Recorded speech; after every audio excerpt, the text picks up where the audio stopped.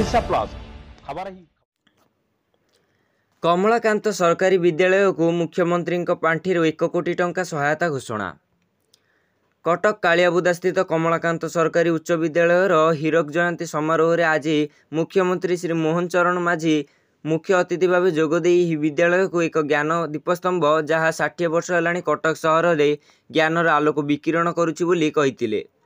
ଏହି ଅବସରରେ मुख्यमंत्री कमलाकांत उच्च विद्यालय डायमंड जुबुली हल निर्माण पर मुख्यमंत्री पांठि 1 कोटी टंका सहायता घोषणा करिसेंती।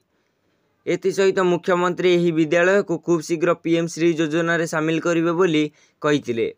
मिनी स्टाडियम निर्माण, 2 महला विशिष्ट अट्टालिका निर्माण करिबा और विद्यालयर आनुषंगिक आवश्यकता सबू खूब शीघ्र पूरण करिबा पई घोषणा करिसेंती। एही कार्यक्रम रे अभिभाषण रखी मुख्यमंत्री कहिसेंती जे हीरक जयंती केवल वर्तमान छात्र छात्री नुहे, यह पूर्वतन छात्र छात्री मानकर मिलन महोत्सव। जो माने ही विद्यालय पढ़ी समाजर बड़ बड़ स्थान में पहुँची से उपलब्धि यही विद्यालयर प्रतिष्ठा को आरोहित करिछि। आज से देखि आम अनुभव करुचु विद्यालयर सफलता हेउछि यार छात्र छात्री सफलता। आज छात्र छात्री माने हेउचंदी आगामी भविष्यत एवं सेमाने हेबे विकसित भारतर निर्माता। तेणु आजिर विद्यार्थी को सबु प्रकार सुविधा सुजोग प्रदान करने उचित। यह जेकोसी सरकार को मौलिक एवं नैतिक कर्तव्य। आम सरकार आसवा दिन ठारू ही शिक्षा क्षेत्र संस्कार आने को प्रयास करुछंती। गोदावरीश मिश्र आदर्श प्राथमिक विद्यालय यार एक प्रकृष्ट उदाहरण।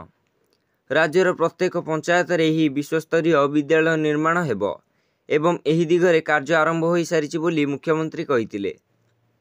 विद्यालय शिक्षार उन्नति पई केतेगुड़िए गुरुत्वपूर्ण निष्पत्ति निया जाइछि। एक मुख्य निष्पत्ति हेउछि जे प्राथमिक शिक्षा को सुदृढ़ करिबा पई नूतन शिक्षा नीति अनुसार अधिक शिक्षकों आवश्यकता रही। राज्य में वर्तमान 45,292 प्राथमिक विद्यालय रे 1,60,319 शिक्षक पदवी रही। नूतन शिक्षा नीति अनुसार आउ 39,366 पदवी सृष्टि करा जिवो।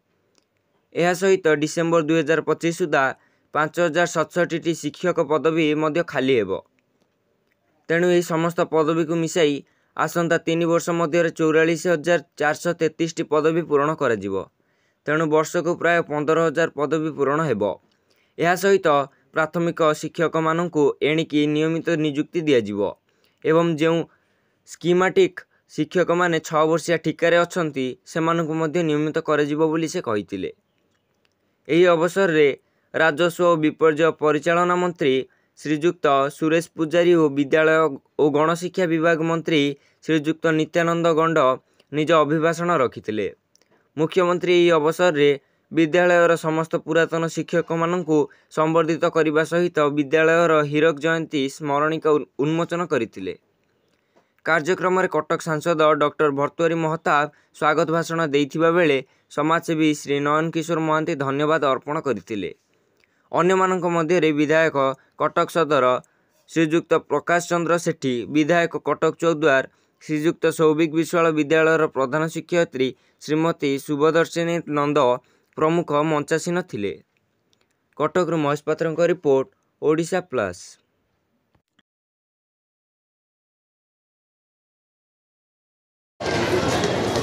आज कटक जिलापाल नूतन कार्यालय ताहार भित्तिप्रस्तर स्थापना आज ये करा जाइछि। एही नूतन कार्यालय कटक महानगर निगम अंतर्गत बिडानासी मौजारे आज ताकू भित्तिप्रस्तर तार स्थापना करा जाइछि।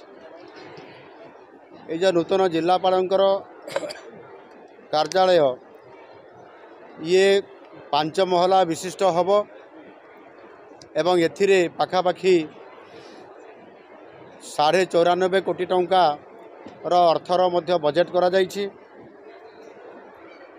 एवं कार्यक्रम आरंभ हेबा मात्रे प्राय 2.5 वर्ष ये गृह तार कंस्ट्रक्शन काम समाप्त होगा पाई समय अवधि मध्य रखा जाइछि एवं एथिरे पाखापाखि 6 एकर जमी ये जिलापालंकर नूतन कार्यालय ए एरिया रे रखा जाइछि जो थिरे कि जिलापालंकर कार्यालय सहित जो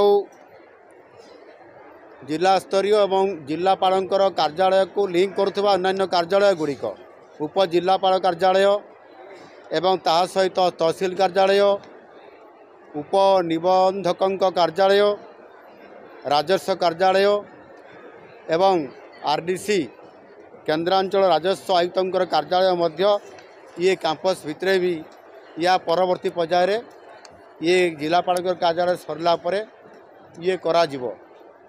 यार निश्चित भाव में कटक हाईकोर्ट अच्छी एवं कटक बड़ डाक्तरखाना अच्छी एवं जिलापाल कार्यालय आवश्यकता आज गोटे बड़ एरिया रे करा जो चिंता करा जाइछि ये बाबद आगुरी सरकार के तरफ रिव्यू करा जाइथिला एवं हाईकोर्ट मध्य अधिक जगह जेहेतु सामान्य आवश्यकता मन करुछंती आ सेथिपाई जदि जिलापाल कार्यालय ये विडानासी को पड़े आसो विडानासी मौजा को ताले हाईकोर्ट पाई मध्य से जगह तांको दिया जाई पारिबो अर्थात हाईकोर्ट भी जगह पर्याप्त हेबो एवं ता सहित मध्य आमर जो कलेक्ट्रेट एवं तार सहित आरडीसी कार्यालय एवं तहसील उपजिलापाल उपनिबंधक कार्यालय ये जो परिसर आम ये गोटे प्रकोष्ठ जगह अच्छी एठी रास्ता अच्छी एनु निश्चित भाव में यहाँ गोटे बहुत भल सरकार चिंता करिसेंती आगामी दिन में कटक सहरर जो धीरे धीरे यार संप्रसारण करने जो भली भाव में एथिरे आपंकर सीडीए सहित जिलापाल कार्यालय समन्वय रक्षा करी किभली भाव में यार आहुरी बड़ नवकलेवर करा ए सहर को से कथा मध्य सरकार विचाराधीन अच्छा आगामी दिन में निश्चित भाव में यार गुरुत्व को माने गुरुत्व को प्राधान्य दे एवं जेभली भाव में एक ऐतिहासिक सहर कटक ये 1000 वर्षरु अधिक समय अवधिर ये सहर को स्वतंत्रता देवा गुरुत्व देवा प्राधान्य देवा और से आधार रे आज तार कार्यक्रम ये गोटे भित्तिभूमि आरंभ होती आगामी दिन में यह संपूर्ण करा जिवो एवं शासन क्षेत्र में प्रशासन क्षेत्र में यह संपूर्ण भाव में संप्रसारण करिवार जो चिंता करा जायछि ताकू साकार करा जिवो। धन्यवाद।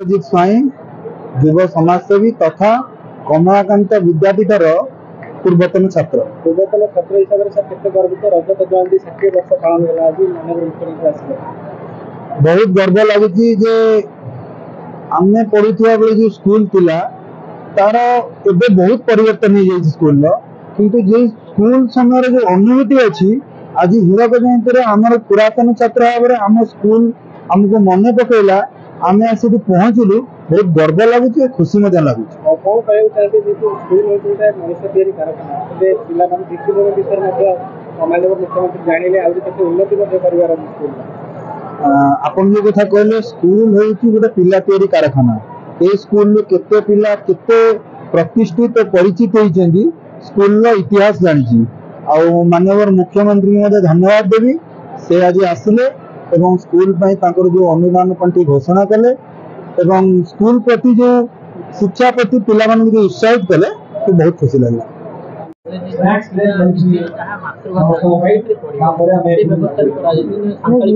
निश्चय जातीय शिक्षा नीति विशेष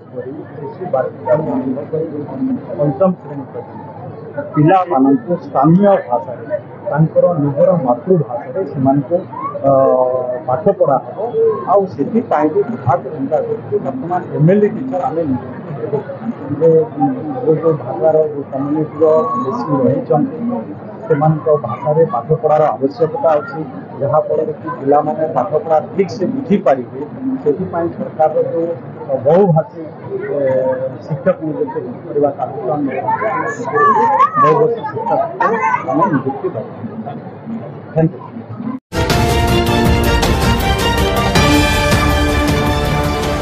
ओडिशा प्लस खबर ही